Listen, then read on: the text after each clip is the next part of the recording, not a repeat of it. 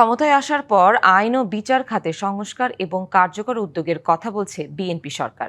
বিচার প্রক্রিয়ায় গতি আনা, মামলা জট কমানো এবং বিচার প্রার্থীদের আইনি সহায়তা বাড়াতে নেওয়া হয়েছে বিভিন্ন পদক্ষেপ। একই সঙ্গে আইনের শাসন প্রতিষ্ঠাকেও অগ্রাধিকার দেয়া হচ্ছে।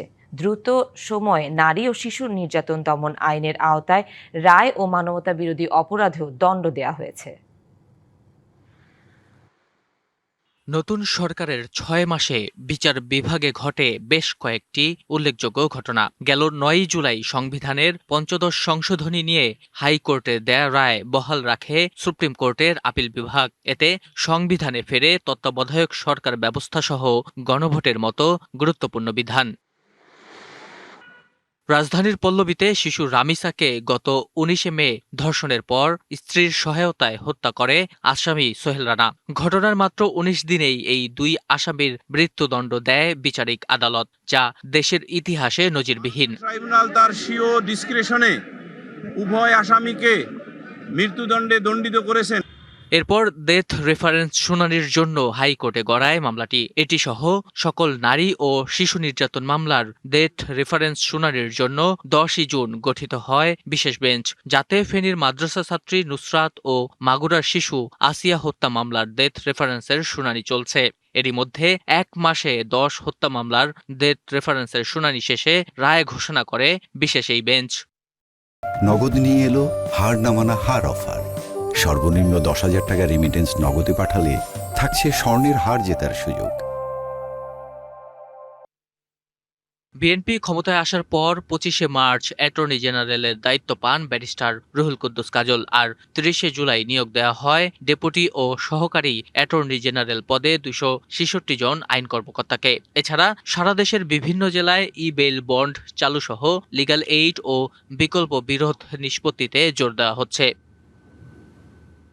বর্তমান সরকারের কোনো হস্তক্ষেপ ছাড়াই বিচার বিভাগ স্বাধীনভাবে কাজ করছে, এমনটা বলছেন বিএনপির আইন বিষয়ক সম্পাদক বদরুদ্দোজা বাদল। জুডিশিয়ারিতে যেভাবে আগে হস্তক্ষেপ হতো, এখানে কোনো রকম ইন্টারফারেন্স ছাড়া জুডিশিয়ারি স্বাধীন মতো কাজ করতেছে। এই সরকার আইন সংশোধন করে এবং বিশেষ আদালত স্থাপন করে এক চাঞ্চল্যকর হত্যাকাণ্ডের বিচার করছে। মামলা জট নিরসনের জন্য সেটা বেশি দরকার, সেটা হচ্ছে যে বিচারকের সংখ্যা বাড়ানো, কোর্ট সংখ্যা বাড়ানো আর সাপোর্টিং স্টাফ বাড়ানো। এদিকে বিএনপি সরকার গঠনের পর আন্তর্জাতিক অপরাধ ট্রাইব্যুনালেও গুরুত্বপূর্ণ মামলার রায় হয়েছে। গণঅভ্যুত্থানের প্রথম শহীদ আবু সাইদ হত্যা মামলা, রামপুরায় কার্নিশে ঝুলে থাকা একজনকে গুলি ও ২ জনকে হত্যা মামলার রায় সহ মানবতা বিরোধী অপরাধে জাসদ সভাপতি হাসানুল হক ইনুর মামলারও রায় দেয় ট্রাইব্যুনাল। এছাড়াও বিএনপি সরকারের সময়ে ৪টি মামলার আনুষ্ঠানিক চার্জ গঠন, ১২টি মামলার তদন্ত প্রতিবেদন জমা ও ১০টি মামলার তদন্ত প্রতিবেদন প্রস্তুত রয়েছে বলে জানায় প্রসিকিউশন। এত দ্রুততম সময়ের মধ্যে এই সরকার ক্ষমতায় আসার পরে ৩টি মামলার রায় দেওয়া, ১২টি মামলার রিপোর্ট সাবমিট করা, ৪টা মামলার ফর্মাল চার্জ দাখিল করা, এই সব কিছু মিলিয়ে আপনি এর চেয়ে সফলতা কি হতে পারে? এটা সরকারের সদিচ্ছার বহিঃপ্রকাশ।